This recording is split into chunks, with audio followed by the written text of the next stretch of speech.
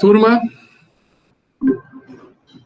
bem-vindos a mais uma videoaula da disciplina optativa Economia Política Clássica, oferecida pelo Departamento de Economia da Faculdade de Economia, Administração e Contabilidade de Ribeirão Preto. A sigla dessa disciplina optativa é REC 2401, oferecida no formato online, à distância, neste ano pandêmico de 2020. Esta é a nossa 19ª videoaula, que tem como tema principal o capítulo 2 de Das Kapital, ou O Capital, de Karl Marx. Como sempre, em algum momento da videoaula, eu indicarei uma questão, farei o enunciado dela, questão esta que deve ser respondida e encaminhada num prazo de uma semana. Antes de entrar propriamente no capítulo 2, vejamos algumas observações feitas por Marx no final do capítulo anterior, em que ele comenta toda a tradição da economia política clássica, separando, no rol desses autores clássicos, o que ele chama de economistas clássicos e economistas vulgares. Vejamos a passagem. Para esclarecer de uma vez por todas, entendo como economia política clássica toda a economia desde William Pitt, que investiga o nexo interno das condições de produção burguesas, como antítese da economia vulgar, que apenas se move dentro do nexo aparente. Então, ele identifica um grupo de economistas que, de fato, investiga o nexo interno das condições de produção no modo de produção burguês, e outros economistas, cujo principal representante seria John Stuart Mill, que apenas se contentam em mover-se dentro do nexo aparente, que ficam apenas na superfície dos fenômenos. Não investigam, de fato, as condições subjacentes a esses fenômenos, não identificam os nexos internos. Continuando, escreve Marx. A economia vulgar rumina constantemente, de novo, o material já muito fornecido pela economia científica, oferecendo um entendimento plausível dos fenômenos, por assim dizer, mais grosseiros e para o uso caseiro da burguesia. Limita-se, de resto, a sistematizar, a pedantizar e proclamar como verdades eternas as ideias banais e presunçosas que os agentes da produção burguesa formam sobre seu mundo, para eles o melhor possível. Então, o economista vulgar, ele reflete a própria opinião do agente burguês. Tá? Ele simplesmente dá um tratamento formal, um tratamento pedante, a um sistema de crenças que está presente no próprio burguês, no próprio homem de mercado, no homem de negócio. Tá? E se limita a um entendimento bastante superficial, se limita a descrever e fornecer uma explicação para os fenômenos, tá? Sem examinar os nexos internos. Continuando, então. É uma das falhas básicas da economia política clássica não ter jamais conseguido descobrir, a partir da análise da mercadoria, e mais especificamente da análise do valor das mercadorias, a forma de valor, a qual justamente torna o valor de troca, precisamente seus melhores representantes, como Adam Smith e Ricardo, tratam a forma de valor como algo totalmente diferente ou como algo externo à própria natureza da mercadoria. Então, ele aponta essa falha dos economistas políticos clássicos de não chegarem exatamente à análise do valor, não entenderem o valor da mercadoria, esse aspecto social da mercadoria. Tá? Não entender o que determina o valor de troca, ficarem apenas na análise do valor de troca. Tá? Ok? Então, essa é a falha. Não olha algo que seja indiferente ao aspecto da natureza da mercadoria, não captam, mesmo os melhores dentre esses economistas, como Smith e Ricardo, não captam o aspecto social da mercadoria, tá? Se limita à dimensão natural dessa mercadoria. Continuando, a razão não é apenas que a análise da grandeza de valor absorve totalmente sua atenção. É mais profunda. A forma valor do produto de trabalho é a forma mais abstrata e também, contudo, a forma mais geral do mundo burguês, do modo burguês de produção. Tá? Então, a forma-valor, esse processo em que as mercadorias manifestam o valor no confronto com outras, que seria um aspecto fundamental desse sistema de trocas de mercado, é algo que não é suficientemente esclarecido por autores da tradição da economia política clássica. Continuando, então, escreve Marx. Por meio dessa forma, ele se caracteriza como uma espécie particular e, com isso, ao mesmo tempo histórica de produção social. Se, no entanto, for vista de maneira errônea, como a forma natural eterna de produção social, deixa-se também necessariamente de ver o específico da forma valor, portanto, da forma mercadoria, da forma dinheiro, da forma capital, etc. Então, a forma valor e associada a ela, a forma mercadoria, que depois evolui para a forma dinheiro, forma capital, etc., é uma característica de uma formação histórica do modo de produção burguês.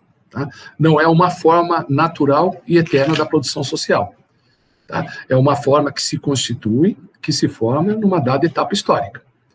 Então, os economistas anteriores a Marx, segundo ele, eles falharam, tá, de entender o que há de particular, tá, desse processo de socialização que é o processo, que é o sistema capitalista. Não perceberam isso.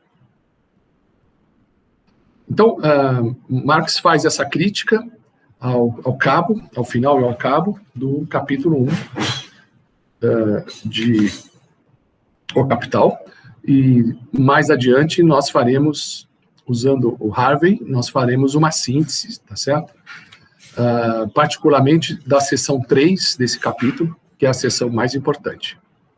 Voltaremos, portanto, a falar do capítulo 1, que é o capítulo que trata da mercadoria. Vamos agora ao capítulo 2 do livro 1 de O Capital, que discorre sobre o processo de troca. No capítulo anterior, na última parte dele, Marx identifica o que seria o fetiche da mercadoria e caracteriza esse processo de socialização. O produto do trabalho desses produtores independentes, autônomos e privados adquire a forma mercadoria. E a mercadoria, no seu caráter duplo, natural e social, ele é carregado desse fetiche. A mercadoria é fetiche, pode dizer. Segundo Marx, ela reflete aos homens as características sociais do seu próprio trabalho como características objetivas dos próprios produtos do trabalho. Então, o que aparece são as propriedades naturais, é o valor do uso das mercadorias, mas, na verdade, as mercadorias têm um outro lado. Elas são mais do que valor de uso. Elas são hieróglifos sociais, elas refletem as características sociais do processo de trabalho, tá? A maneira como se dá a integração dos trabalhos privados nesse modo de produção capitalista. No capitalismo, conforme vimos no capítulo anterior, Marx aponta que as relações sociais se dão entre coisas. As relações sociais são coisificadas ou reificadas. Os homens não se relacionam diretamente. A relação entre eles, entre os vários trabalhos privados, ela é indireta, é reificada na relação entre as coisas. Essa é a marca característica do modo de produção capitalista. Então, um dos aspectos que Marx identifica, e ele vê isso como um mal, algo que deve ser combatido, é esse processo de coisificação das relações sociais que ocorre no capitalismo. Tá? Okay? Então, é necessário para o estudioso, para o economista, identificar a reificação, não tentar negá-la. Tá? Esse processo, né, as relações entre as mercadorias, as relações de coisas no mercado, deve ser visto na sua informação social. Tá? Então, o valor, e portanto o valor de troca, não é uma mera convenção, mas é algo que traduz um processo de coordenação social, tá? Formado desse modo de produção, nessa formação histórica. Pense, portanto, uma sociabilidade que ocorre basicamente na relação das mercadorias. É uma sociedade onde os trabalhos privados são integrados no mundo das mercadorias. Tá? Portanto, se estabelece um sistema altamente complexo de relações sociais reificadas ou coisificadas. Tá? Esse mundo das mercadorias vem da atividade humana. Tá? Representa uma instituição criada de uma maneira não intencional pela ação humana na sociedade ao longo da história. Instituição essa que se consolida nessa formação histórica no modo de produção capitalista. É uma criação, é um exemplo de criação social não intencional, de certa forma cega, e se torna autônoma e passa a dominar o próprio criador dela, que é o próprio homem, quando age. E há, nesse mundo, o caráter de fetiche das mercadorias, pois nele as relações sociais estão reificadas ou coisificadas. Então, o homem no capitalismo deve ser entendido nesse contexto de relações coisificadas, né, que se estabelecem por intermédio das mercadorias, tá? As mercadorias que se comportam, né, que se oferecem, né, como hieróglifos sociais. Tá? O homem está inserido nesse mundo, que ele mesmo criou, mas se torna prisioneiro. É nesse mundo que ele busca sobreviver. Tá? Ele adquire uma condição de dependência do sistema. Quando age, ele recria continuamente o sistema, ele não tem consciência do que ele está criando. Tá? Portanto, ele é um criador que se torna refém da sua própria criatura. Tá? Criatura refém da própria criação. Tá? Ok? A criatura, no caso, esse sistema econômico, tá, se transforma, tá, no próprio criador, tá, no sentido de que o criador se submete à criatura. Tá. Há, de fato, a subordinação do homem ao sistema mercantil e dele ele se torna prisioneiro. Vejamos essa passagem. As mercadorias não podem por si mesmas ir ao mercado e se trocar. Devemos, portanto, voltar a vista para seus guardiões, os possuidores de mercadoria. Obviamente que a mercadoria, na sua materialidade, ela é uma coisa inerte. Não é ela que se desloca por conta própria ao mercado. Ela é conduzida pelos participantes do mercado, por indivíduos. Então, cada indivíduo, produtor, ofertante do mercado, ele atua como simplesmente o guardião da mercadoria. É o possuidor da mercadoria, tá, que a conduz ao mercado, né, que se envolve no mundo das trocas. As mercadorias, por definição, elas devem ser transacionadas, mas elas não podem se trocar por si mesmas. Tá? Há nas mercadorias uma necessidade social imperiosa, no entanto, elas precisam dos seus proprietários para cumprirem o próprio destino. Ou seja, a mercadoria, ela demanda o serviço dos possuidores de mercadoria, que devem conduzi-las ao mercado e efetuar a troca. Para que essas coisas se refiram umas às outras como mercadorias, é necessário que os seus guardiões se relacionem entre si como pessoas, cuja vontade reside nessas coisas. De tal modo que somente de acordo com a vontade do outro, portanto, cada um, mediante um ato de vontade comum a ambos, se aproprie da mercadoria alheia enquanto aliena a própria. Então, as mercadorias, elas se relacionam com a relação entre as pessoas. A relação entre as pessoas, ela é mediada pelas mercadorias. Mas, naturalmente, deve-se considerar essa dupla relação, né, entre mercadorias e entre pessoas. Mas as pessoas não têm tanta autonomia nesse processo, né, porque a lei da troca é determinada como um conteúdo da mercadoria. A mercadoria, ela já carrega um conteúdo, que é uma substância social, que determina a proporção que elas são trocadas. O que os portadores da mercadoria devem fazer é reconhecer o contexto legal da situação, honrar os contratos, okay? Reconhecer a propriedade privada, tá? Fazer a transferência da mercadoria alienada, ok? Receber em troca, né, um meio de troca, né, que se supõe íntegro, tá certo? Então, de fato, os indivíduos concordam com a troca é um ato de vontade, não é uma imposição. Tá? Mas, no entanto, a lei da troca é a lei do valor, é determinado pelo próprio processo social. Nesse sentido, os portadores de mercadoria não podem ir contra o próprio processo social, ok? Mas eles sancionam as trocas. Tá? A troca também é um ato de vontade, além de ser regido pela lei do valor das mercadorias. Continua Marx. Eles devem, portanto, reconhecer-se reciprocamente como proprietários privados. Essa relação jurídica, cuja forma é o contrato, desenvolvida legalmente ou não, é uma relação de vontade em que se reflete a relação econômica das mercadorias. Então, tem uma relação entre os portadores, entre os agentes, que é uma relação contratual, ok? Em que se reconhece os direitos privados, tá certo? É uma relação espontânea, uma relação de vontade, tá certo? E, além dessa relação legal, jurídica, entre os portadores da mercadoria e do dinheiro, né, que agem de maneira voluntária, tá certo? Que concordam com a transação, né, que assinam o contrato, ok? Que se submetem a um contrato de comum acordo, né, ocorre, além disso, a efetivação da troca, e essa efetivação reflete uma relação econômica das mercadorias, que é determinada pelo próprio processo social, pela lei do valor. Notem uma coisa, as pessoas nesse sistema de trocas, elas não se comportam realmente como pessoas, de certa forma elas são negadas nesse sentido.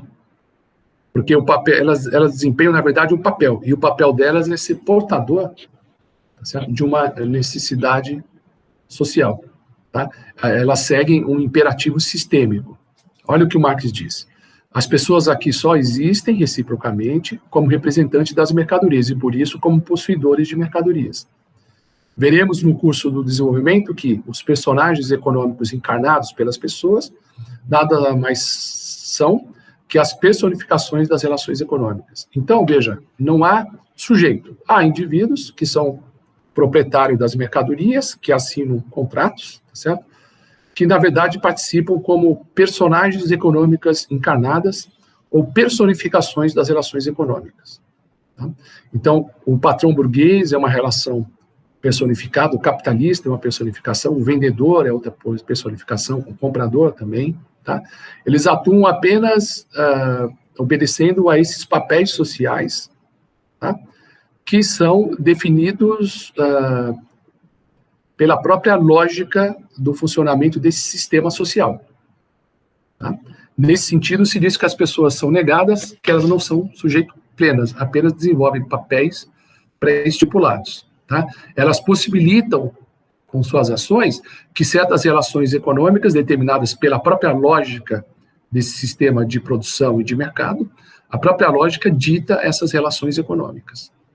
E o que as pessoas fazem é desempenhar papéis, tá certo? Compatíveis, né? Papéis que possibilitam a realização dessas relações econômicas. Nesse sentido, pode-se dizer que no capitalismo, nessa formação histórica, o homem aparece negado. Tá? Ele não tem autonomia, ele tem heteronomia. Tá? Ele não age na livre escolha. Tá? Ele age no sentido de representar um papel, de desempenhar esse papel. Ou seja, a pessoa recebe determinações, usando um conceito filosófico hegeliano, né, determinações que lhe são exteriores, tá?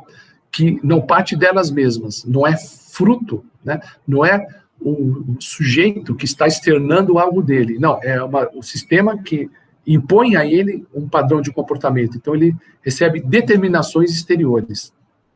E o comportamento de cada qual, nesse sistema, traduz leis sociais, que aparecem, inclusive, como leis naturais, mas que são leis sociais. Tá? O comportamento é visto como natural, né? O critério de troca parece ser algo natural, mas, na verdade, traduz, digamos assim, o modo de funcionamento de um sistema social, né, caracterizado numa etapa histórica do desenvolvimento da humanidade. Então, as relações sociais estão coisificadas, reificadas, a mercadoria tem esse aspecto de fetiche. Tá?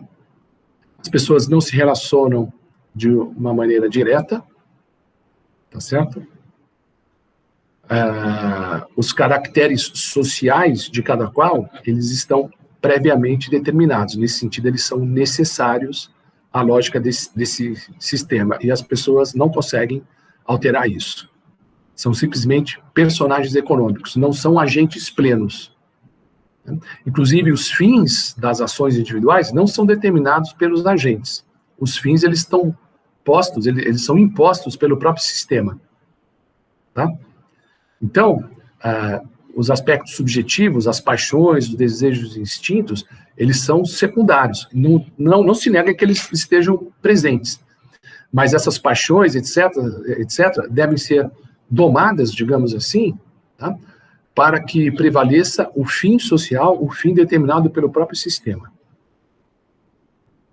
Em sua perplexidade, diz Marx, os nossos possuidores de mercadorias pensam como Fausto. No começo era ação. Eles já agiram, portanto, antes de terem pensado.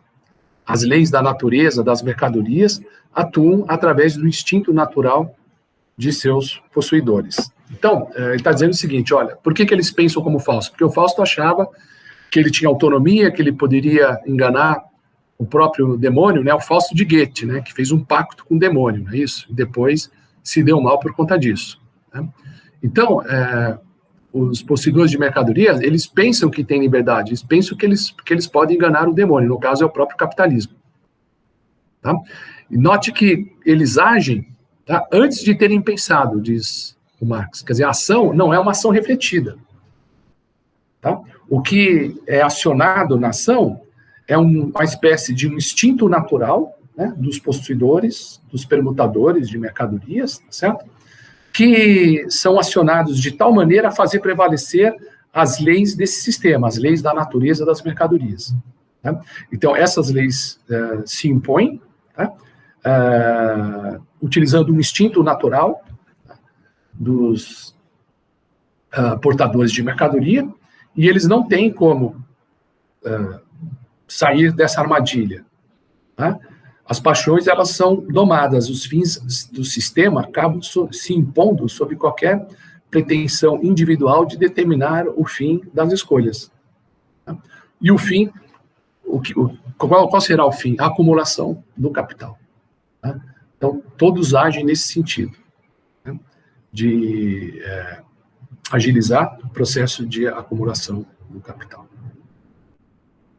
Aqui está uma interpretação que, na verdade, tem muito a ver com o trabalho do professor Rui Fausto, professor da USP, falecido recentemente, que nessas reflexões, o Rui Fausto vai caracterizar como é a interpretação do homem nessa perspectiva de Marx, nessa perspectiva marxiana. Diz ele, né, deve-se pensar que, para o homem nessa condição não é homem sujeito, mas suporte da relação social coisificada. Então, o homem é apenas um indivíduo que age de uma maneira determinada, tá, externamente. Ele age para atender a uma necessidade sistêmica, portanto, ele não é plenamente sujeito, não é homem sujeito, ele é simplesmente um suporte de relações sociais que são coisificadas, que são reificadas na própria mercadoria. Tá? Então, o homem pode ser pensado no capitalismo de uma perspectiva dúplice. Tá? Porque ele não é um sujeito socialmente consciente, não é um sujeito plenamente consciente, tá? Não é autodeterminado, mas ele carrega esse potencial da autodeterminação. Tá? Então, ele está aí como sujeito apenas na pressuposição, tá? Mas ele não está posto, essa é a ideia. Porque, assim, a princípio a gente pode imaginar, não, mas esse sujeito pleno é o sujeito do comunismo. Tá? Na etapa do capitalismo, esse sujeito ainda é o sujeito num processo de formação que ainda não se constituiu como plenamente livre, tá certo? Capaz de escolhas livres, ainda é um sujeito sobredeterminado, que se impõe a imperativos sistêmicos, ok. Mas aí vamos fazer Marx, né? Então, esse sujeito pleno é o racional da realidade, né? E a realidade racional não pode ser pensada apenas como algo que vai se realizar numa etapa histórica, algo que é projetado para o futuro. Deve-se entender como algo que já está, mesmo que de forma imperfeita, mesmo que de forma tensionada, algo que já está presente em cada etapa do devir histórico, do processo histórico, mas não de modo pleno. Então, a gente pode dizer que o homem pleno ele está pressuposto no capitalismo, mas não está posto. Tá? Porque ele ainda atua de uma maneira alienada, de uma maneira como suporte das relações sociais, onde os fins sistêmicos se impõem sobre ele, mas ele carrega dentro de si, né, digamos assim, o aspecto de sujeito consciente, o sujeito que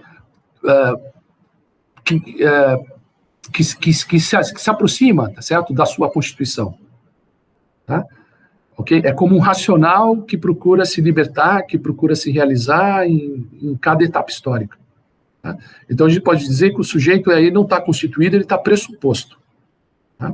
Mas ele está posto, né? Ele está na posição de sujeito alienado, mas que carrega com ele mesmo esse outro lado. Tem um caráter duplo, né? Que ele é sujeito e indivíduo alienado.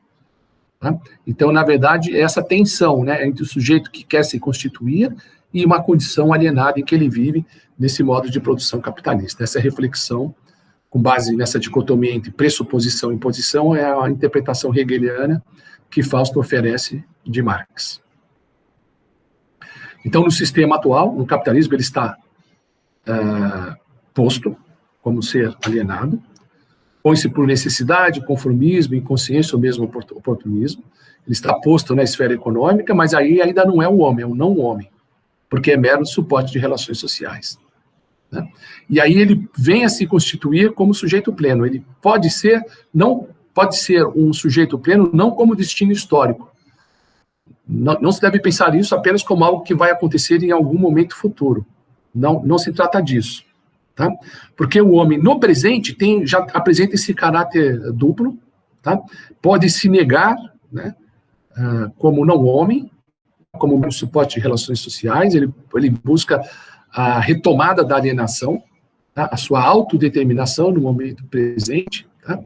E constantemente ele está a afirmar a sua dignidade individual, tá? A dignidade do próprio humano, né? A dignidade coletiva, ou seja, do próprio gênero humano, ele busca isso, tá? Mas numa realidade invertida, mas numa situação, tá, em que ele se encontra preso a esse aspecto dual da sua Constituição. Tá? Ele é, digamos, preso, né, numa trama social, em que ele é submetido a ser só um suporte de relação social, mas ele atua nessa trama dentro dessa tensão. Tá? Ele busca um caminho, digamos, de constituição, de se tornar sujeito pleno, mas que não consegue se realizar antes do comunismo.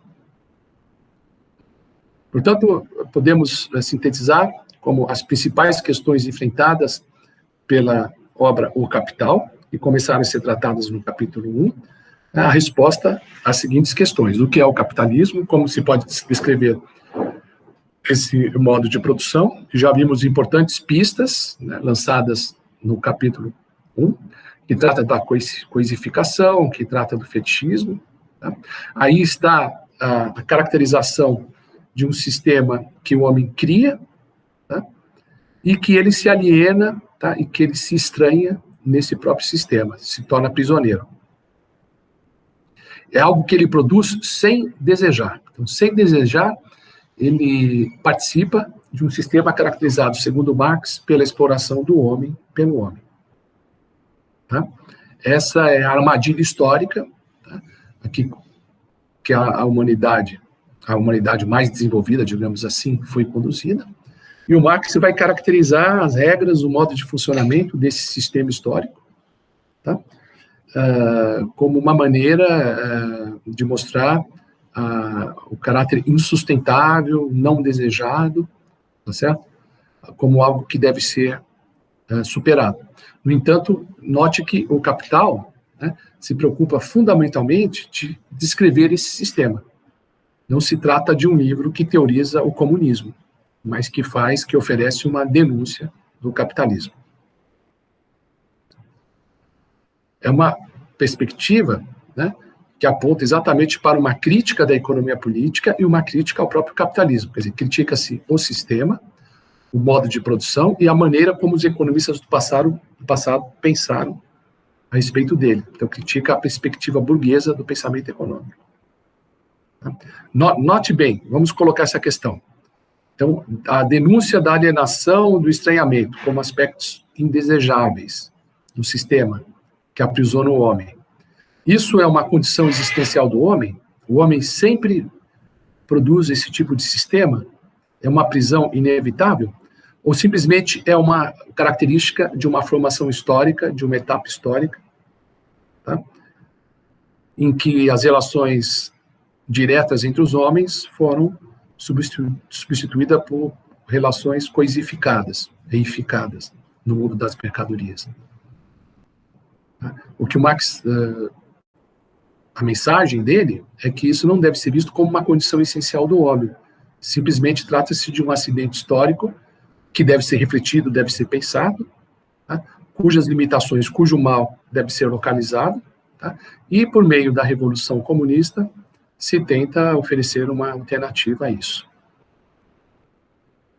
Então, veja, a alienação e estranhamento não é um problema de consciência, tá? Não é simplesmente algo que os homens devem despertar, devem compreender, tá? Não se trata simplesmente de lutar por direitos trabalhistas, tá? Não é tomar consciência da exploração e lutar no sentido de reduzir essa exploração, tá? Mas é simplesmente lutar contra o próprio sistema, tá? Trata-se, na verdade, de eliminar o modo de produção capitalista, tá? O sistema em que as relações sociais não são diretas, mas são reificadas. Tá? E outro ponto importante é que essa consciência comunista é algo à parte da luta de classes, né? Essa consciência comunista ela pode ser identificada pela investigação científica, pelo pensamento filosófico. Ela é fruto de intelectuais, o próprio Marx é um intelectual de cepa burguesa, tá certo? E até nobre, né? Porque a Jenny von Westphalen é filha de um barão, tá certo? O Marx, que é de uma família bastante educada, culta, que na cidade dele, Trèves, tinha uma posição privilegiada, mas é isso mesmo, quer dizer, uma coisa é o pensamento intelectual, a investigação científica, outra coisa é o aspecto da luta de classes dos próprios indivíduos envolvidos nesse sistema, né?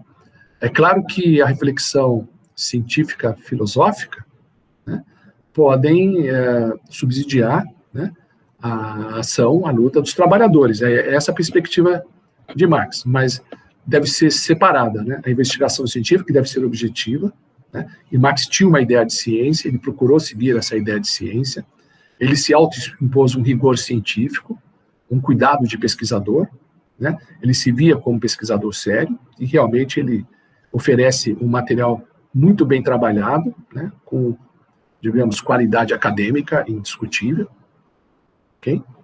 E, por outro lado, esse material ele iria servir à sua causa revolucionária, ok? Esse material serve de suporte, né, intelectual, motivacional, se quiser, tá certo? Suporte ideológico para a ação revolucionária, ok? Mas são coisas independentes. Uma coisa é a luta de classes, certo? É a consciência intuitiva que os trabalhadores formam desse processo, e outra coisa é a investigação científica, tá? Que deve ser vista como algo separado. Como é concebida a revolução? Como se dá a transição desse modo de produção capitalista para o comunismo? Qual é a perspectiva que se coloca para a transformação? Coisa que o próprio Marx não investigou a fundo, pelo menos nesse livro, O Capital. Vamos trabalhar com duas perspectivas. A primeira é a perspectiva dos marxistas, né, dos marxistas revolucionários, cujo principal representante teórico é Lenin. Lenin, como um seguidor de Marx, identificou o aspecto da coisificação social, que aprisiona os trabalhadores, percebe que isso é algo estrutural desse modo de produção, então trata-se de quebrar esse modo de produção e impor um novo sistema de socialização, um novo sistema das pessoas estabelecerem relações entre elas na produção, no consumo, né, na alocação do produto social, tá certo? E a forma de Lenin é que um partido revolucionário de quadros possa fazer isso, que esse partido possa, pela sua ação, certo? Pela tomada do poder, né, estabelecer novas regras na sociedade que substituam um modo de produção via mercadoria, via mercado, né, relações indiretas, relações reificadas, certo? Por um esquema, tá certo? De produção e consumo compatível com os ideais comunistas. Essa é a perspectiva revolucionária de Lenin, a transformação radical da sociedade pela tomada do poder. Um outro enfoque, que é um enfoque mais atual, poderíamos chamar de autonomismo. Por exemplo, o enfoque de John Holloway, né, no livro Crack Capitalism, de 2010. Então, Holloway escreve: a tradição do marxismo ortodoxo diz que o único modo de ir em frente é quebrar o sistema como um todo.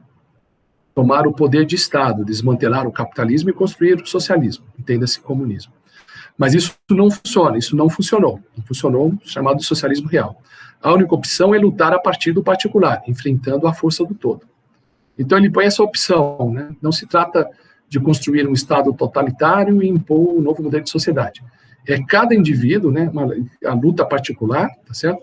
É cada indivíduo procurando fugir, né, desse mundo de relações coisificadas e de trabalho alienado, como sendo uma decisão individual, algo que deve ser lutado, né, por cada indivíduo, né, sua inserção social.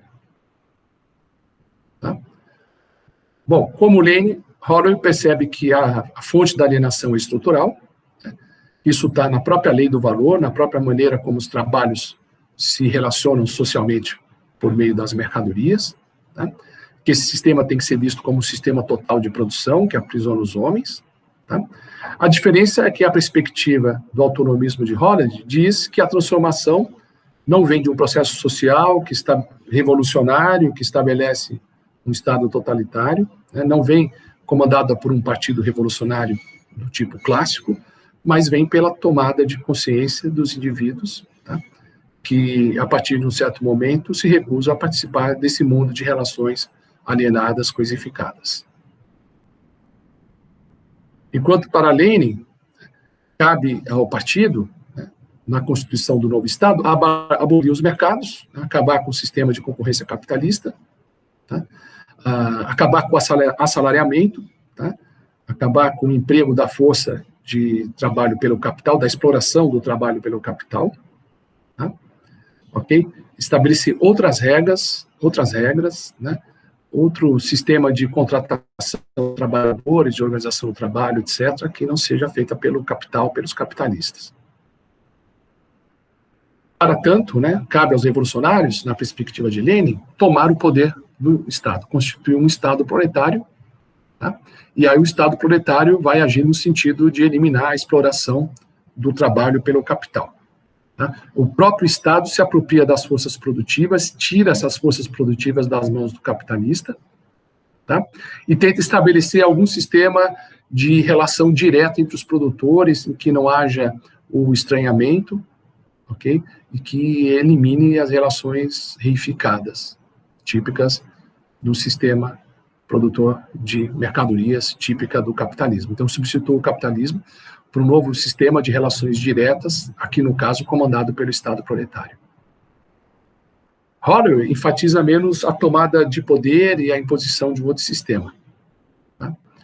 Ele diz o seguinte, olha, o importante é acabar com a lei do valor, tá? Combater o processo de formação do trabalho abstrato, né, que é a substância do valor, a partir dessa forma de socialização indireta. Ele fala que, inclusive, que esse Estado revolucionário, centralizador, que tenta impor uma outra forma de socialização, nem sempre ele consegue eliminar a lei do valor. Tá? Então, pode-se ter uma outra forma de produção social, comandada por um Estado centralizador, que ainda conviva com os mecanismos de formação do valor. É um sistema de produção de valor, portanto, de trabalho abstrato, né, trabalho abstrato como fundamento, como a substância do valor, na verdade, mas agora não comandado pelos capitalistas, mas comandado por um Estado centralizador.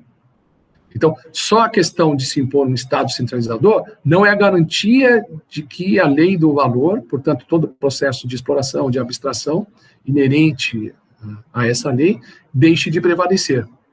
Tá? Então, essa é a perspectiva que Holloway coloca no seu autonomismo.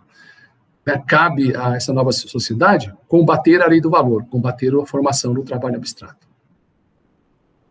Portanto, nessa perspectiva, o capitalismo, para ser superado, deve-se suprimir o trabalho como trabalho alienado, como simplesmente labor alienado, tá?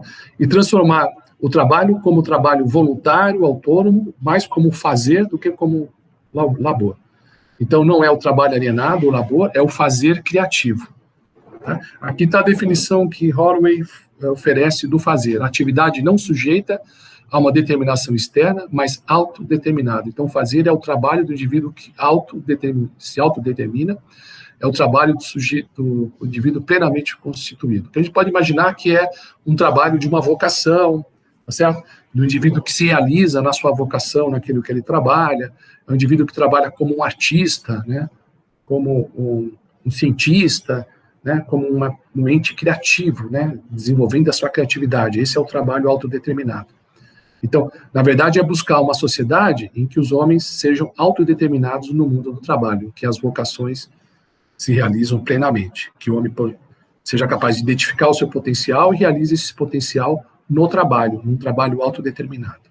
Assim que se superaria a prisão do capitalismo nessa visão. Muito bem, então basicamente esse é o sumário, tá? A síntese das ideias debatidas por Marx, apresentada por ele no capítulo 2, e agora, né, finalizando esses 2 primeiros capítulos do livro 1, nós vamos ler uma passagem do famoso livro do economista, na verdade, geógrafo, né, marxiano, marxólogo, David Harvey, que é um best-seller, tá certo? Ele vende muito e oferece uma análise muito perspicaz da obra de Marx, e ele tem uma série de livros que foram traduzidos pela editora Boitempo. Um deles chama Para Entender o Capital, livro 1, que está na biblioteca, né, que eu me debrucei sobre ele, e o outro é Para Entender o Capital, livros 2 e 3, é o outro volume publicado pela Boitempo. Desse livro que trata do livro 1, né, Para Entender o Capital, livro 1, nós vamos, ainda nesta videoaula, ver a sessão em que ele trata do item 3 do capítulo 1 de O Capital. Depois nós retomaremos as reflexões de Harvey em outras videoaulas, por exemplo, tratando do capítulo 3, O Capital, etc. Tá bom? Para tanto, eu vou dedicar o final desta videoaula à leitura, tá, de um fragmento, né, de algumas páginas, de umas 3 páginas do livro do Harvey. Mas, antes disso, eu quero formular a questão da aula. Vamos lá?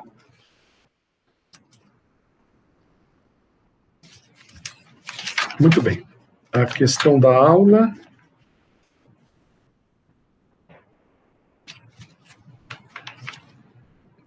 é a seguinte: qual a falha básica da economia política clássica, segundo Marx? Essa é a questão. Tá? Qual a falha básica da economia política clássica, segundo Marx? Vamos à leitura desse trecho do livro do Harvey. A meu ver, esse item inclui uma enorme quantidade de material enfadonho que muito facilmente pode esconder a importância do argumento principal. Então, ele está se referindo ao item 3, né, que trata das formas, né, do valor, tá certo? Até a forma dinheiro. Isso que nós vimos detalhadamente na videoaula anterior. Vamos ver o comentário, a análise que Harvey oferece desse desenvolvimento de Marx. Como eu já disse, às vezes Marx veste a beca do contabilista, e o resultado é uma exposição que pode ser absolutamente tediosa.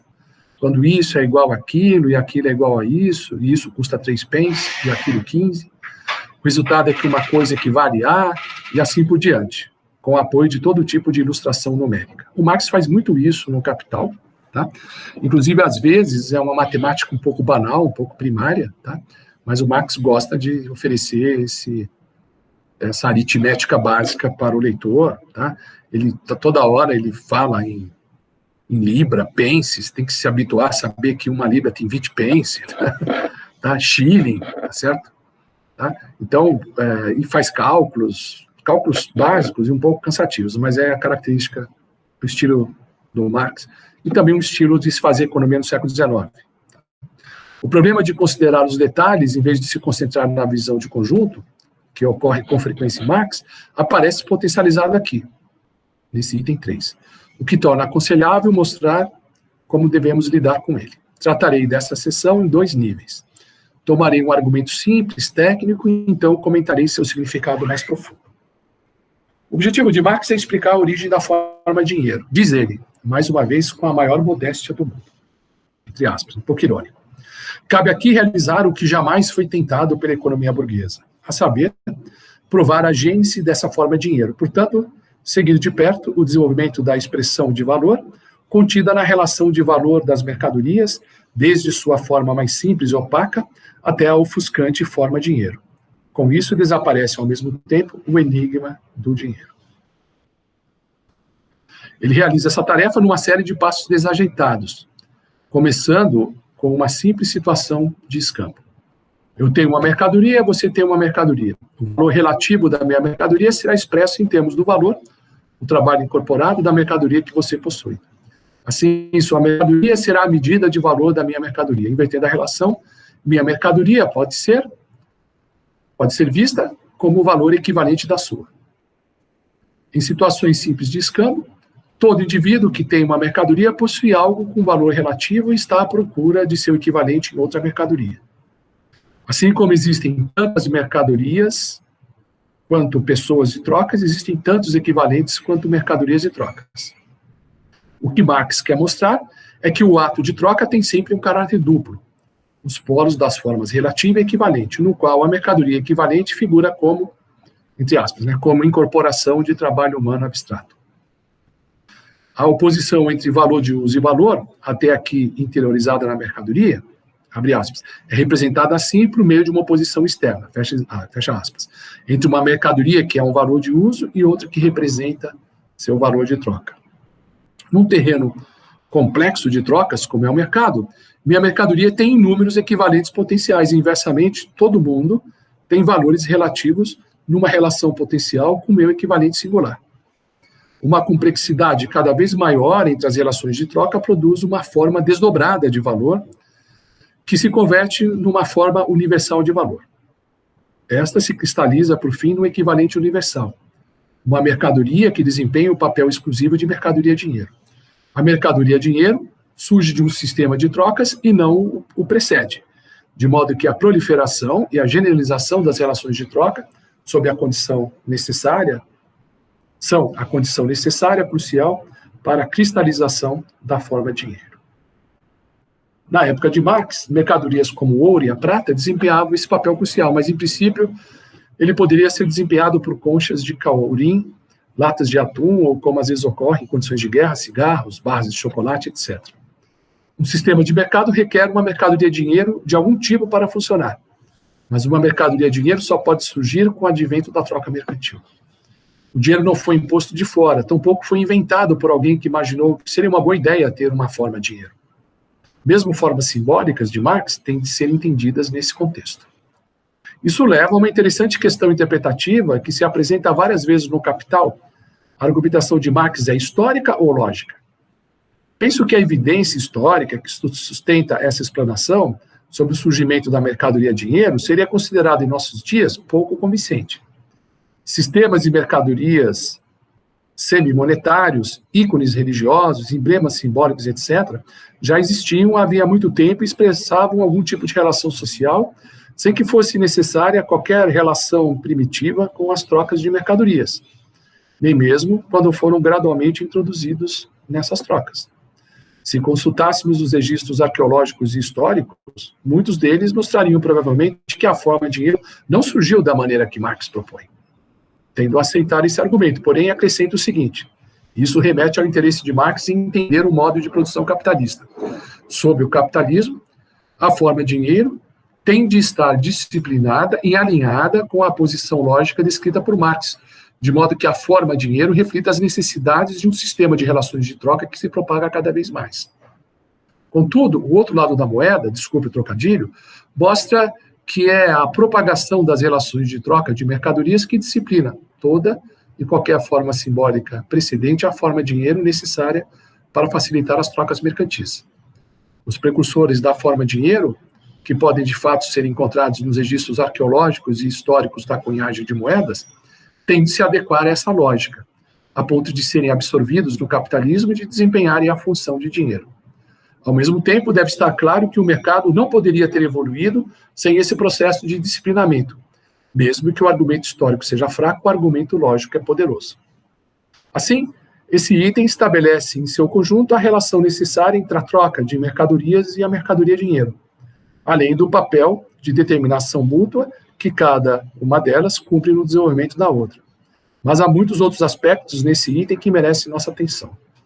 Logo nas primeiras linhas, Marx descreve como a objetividade do valor das mercadorias é diferente de Mr. Quickly, na medida em que não se sabe por onde agarrá-la. Exatamente ao contrário da objetividade sensível e crua dos corpos das mercadorias. Na objetividade do seu valor não está contido um único átomo de matéria natural. Por isso, pode-se virar e revirar uma mercadoria como se queira, e ela permanece inapreensível como coisa de valor vertigem. Lembremos-nos, todavia, que as mercadorias possuem objetividade de valor apenas na medida em que são expressões da mesma unidade social do trabalho humano, pois sua objetividade de valor é puramente social, e por isso é evidente que ela só pode se manifestar numa relação social entre mercadorias. Este é um ponto absolutamente vital, que não podemos deixar de enfatizar. O valor é imaterial, porém objetivo.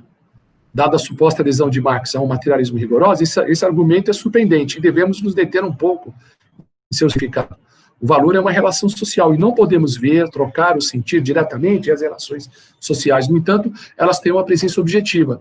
É preciso, portanto, examinar com cuidado essa relação social e sua expressão. Marx propõe a seguinte ideia: os valores, sendo materiais, não podem existir sem um meio de representação. É o advento do sistema monetário, da própria forma dinheiro como meio tangível de expressão, que faz do valor, como tempo de trabalho socialmente necessário, o regulador das relações de troca. Mas a forma dinheiro só se aproxima do valor expresso, passo a passo, dado o argumento lógico, à medida que as relações de troca de mercadorias se propagam. Portanto, não existe nenhuma entidade universal eterna chamada valor, que depois de muitos anos de luta é finalmente expressa por meio da troca monetária. O que existe é uma relação interna e recíproca entre o advento da forma dinheiro e as formas valores. O surgimento da troca de mercadorias faz com que o tempo de trabalho socialmente necessário se torne a força norteadora no interior do modo de produção capitalista. Desse modo, o valor como tempo de trabalho socialmente necessário é algo historicamente específico ao modo de produção capitalista. Ele surge apenas numa situação em que o mercado cumpre a tarefa que se exige dele. Da análise de Marx resultam duas conclusões e uma questão importante. A primeira conclusão é que as relações de troca, longe de ser epifenômenos que expressam a estrutura profunda do valor, existem numa relação dialética com os valores, de modo que estes dependem daquelas, tanto quanto aquelas dependem destes. A segunda conclusão confirma o status imaterial, o fantasmagórico, porém objetivo, do conceito de valor. Todas as tentativas de medir diretamente o valor estão condenadas ao fracasso. A questão diz respeito ao grau de confiabilidade e precisão da representação monetária do valor, ou, em outras palavras, a como a relação entre imaterialidade, valor e objetividade, tal como capturada pela representação monetária do valor, desdobra-se na realidade. Marx trata esse problema numa série de passos. Comenta: somente a expressão de equivalência de diferentes tipos de mercadorias evidencia o caráter específico do trabalho criador de valor, ao reduzir os diversos trabalhos contidos nas diversas mercadorias àquilo que lhe é comum, o trabalho humano em geral. Aqui encontramos uma resposta parcial à questão sobre como ocorre a redução de trabalho humano especializado e complexo a trabalho humano simples.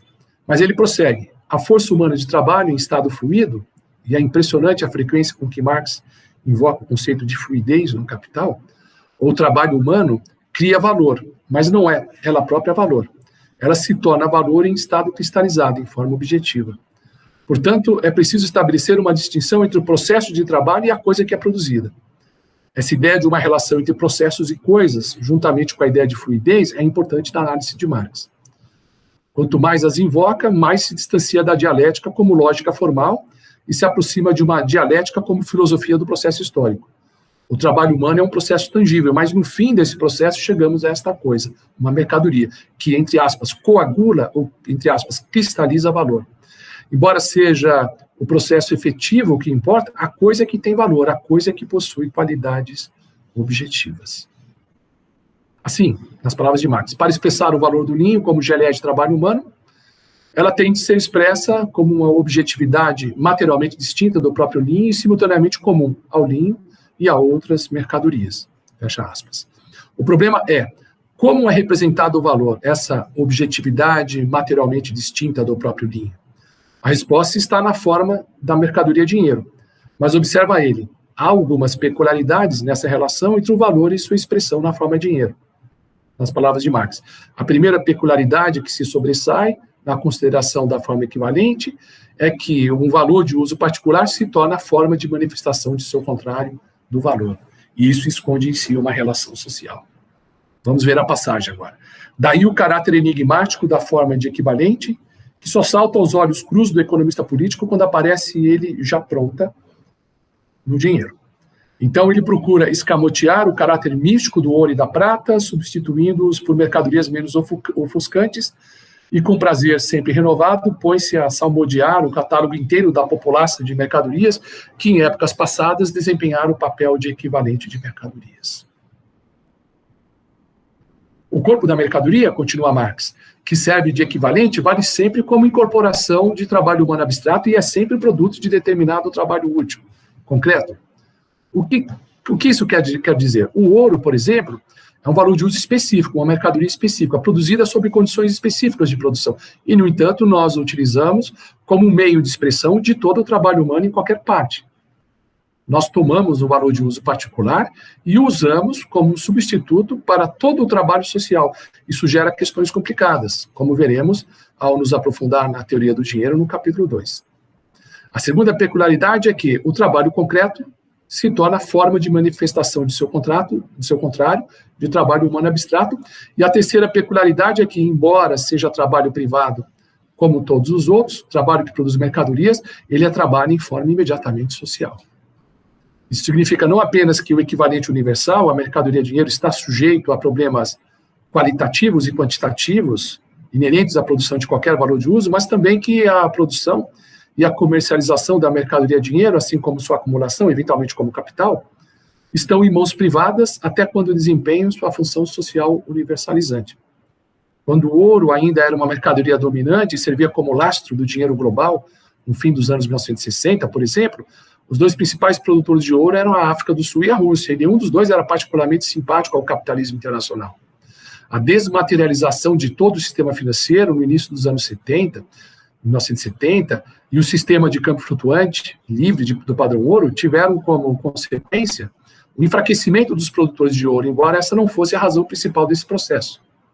É esse tipo de contradição que a análise de Marx nos leva a contemplar, e veremos mais adiante, em particular no livro 3, mas também no capítulo 3 do livro 1, como essas peculiaridades e contradições começam a se manifestar na criação de possibilidades de crises financeiras. Em todo caso, a conclusão fundamental é que a relação entre os valores e sua representação na forma de dinheiro é cheia de contradições, de modo que não podemos nunca supor uma forma perfeita de representação. Esse desconforto, por assim dizer, entre valores e sua representação acaba tendo algumas vantagens, ainda que profundamente problemáticas, como veremos. Isso nos leva a uma importante passagem sobre Aristóteles. A troca, diz Aristóteles, não pode se dar sem a igualdade, mas a igualdade não pode se dar sem a comensurabilidade. A relação entre as formas relativas e equivalentes de valor pressupõe uma igualdade entre aqueles que realizam as trocas. Esse atributo de igualdade no interior do sistema de mercado é extremamente importante. Para Marx, ele é fundamental para o modo como o capitalismo funciona teoricamente. Aristóteles também entendeu a necessidade da comensurabilidade e da igualdade nas relações de troca, mas não podia imaginar o que havia por trás disso. Por que não? Marx responde que a sociedade grega se baseava no trabalho escravo, e, por conseguinte, tinha como base natural a desigualdade entre os homens e suas forças de trabalho. Numa sociedade escravagista, não pode haver uma teoria do valor do tipo daquela que encontramos no capitalismo. Note, mais uma vez, a especificidade histórica da teoria do valor para o capitalismo. Isso faz com que Marx retorne às três peculiaridades da forma de dinheiro, a fim de identificar sua oposição emergente. A oposição interna entre valor de uso e valor, contida na mercadoria, é representada assim por meio de uma oposição externa, isto é, pela relação entre duas mercadorias, sendo a primeira, cujo valor deve ser expresso, considerada imediata e exclusivamente como valor de uso, e a segunda, na qual o valor é expresso, imediata e exclusivamente como valor de troca. Essa oposição entre a expressão de valor e o mundo das mercadorias, oposição que resulta numa antinomia entre mercadorias e dinheiro, tem de ser interpretada como uma exteriorização de algo que está interiorizado na própria mercadoria. Uma vez exteriorizada, a oposição se torna explícita. A relação entre mercadorias e dinheiro é um produto daquela dicotomia entre valor de uso e valor de troca, que identificamos como interna à mercadoria no início de nossa exposição. O que concluímos disso? Primeiro, o tempo de trabalho socialmente necessário não pode operar como regulador daquilo que está ocorrendo diretamente, porque é uma relação social. Ele faz isso indiretamente, por meio da forma dinheiro. Além disso, o surgimento da forma dinheiro é o que permite que o valor comece a se cristalizar como princípio norteador do funcionamento da economia capitalista. E é sempre bom lembrar, o valor é imaterial, porém objetivo. Ora, isso cria uma espécie de problemas para... Isso cria uma série de problemas para a lógica do senso comum, que supõe que o valor pode ser efetivamente medido. Mesmo alguns economistas marxistas consomem um tempo inestimável explicando como conseguem fazê-lo. O argumento é, isso é impossível. Se o valor é imaterial, não há como medi-lo diretamente. Encontrar valor numa mercadoria apenas olhando para ela é como tentar descobrir a gravidade numa pedra. O valor só existe em relações entre mercadorias e só pode ser expresso materialmente na forma contraditória e problemática da mercadoria dinheiro. Refletiremos um breve momento sobre o status que Marx atribui aos três conceitos fundamentais de valor de uso, valor de troca e valor. Apresentarei, ao mesmo tempo, minhas próprias reflexões, derivadas de interesses específicos, que você pode aceitar ou rejeitar, como bem entender. Esses três conceitos diversos incorporam referentes espaço-temporais fundamentalmente distintos. Os valores de uso existem no mundo físico, material das coisas, que pode ser descrito nos termos newtonianos e cartesianos de um espaço e um tempo absolutos. Os valores de troca se situam no espaço-tempo relativo do movimento e da troca de mercadorias, ao passo que os valores só podem ser entendidos nos termos do espaço-tempo relacional do mercado mundial. O valor imaterial relacional do tempo de trabalho socialmente necessário surge no espaço-tempo mutável do desenvolvimento global capitalista. No entanto, como Marx mostrou de modo convincente, os valores não podem existir sem valores de troca, e a troca não pode existir sem valores de uso. Os três conceitos são dialeticamente integrados uns aos outros. Do mesmo modo, as três formas de espaço-tempo, absoluto, relativo e relacional, estão dialeticamente correlacionadas no interior da dinâmica histórico-geográfica do desenvolvimento capitalista. Esse é o meu argumento como geógrafo.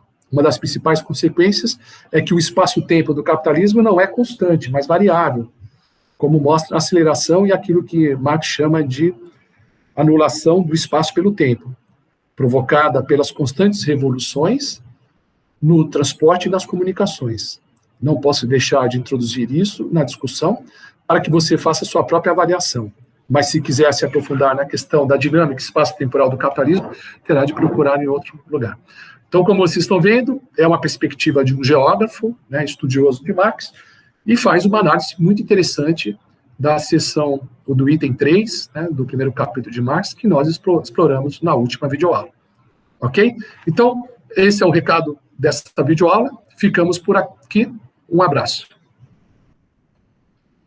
Até a próxima videoaula.